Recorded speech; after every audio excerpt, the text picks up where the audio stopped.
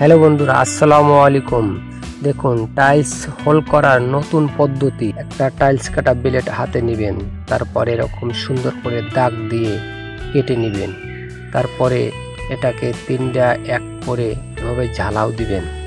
ঝালাও দিয়ে তারপরে একটা ড্রিল মেশিনের বিডে ঝালাও দিয়ে তারপর ড্রিল মেশিনের সাহায্যে এরকম হোল করে নেবেন।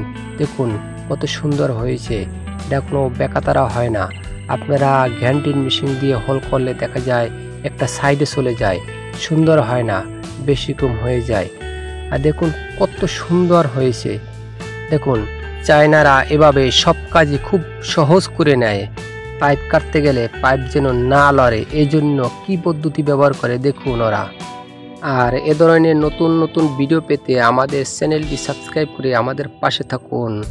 ভাই, একটা আঙ্গুলের টিপ তো দেন না, আমাদের এই ভিডিও বানাইতে অনেক কষ্ট হয়, তাতে তো আপনার কোনো ক্ষতি হবে না, আমাদের একটু উপকার হয়। কথা দিলাম ভাই, নতুন নতুন এমন কিছু জিনিস দেখাবো যা কোনো দিন দেখেননি।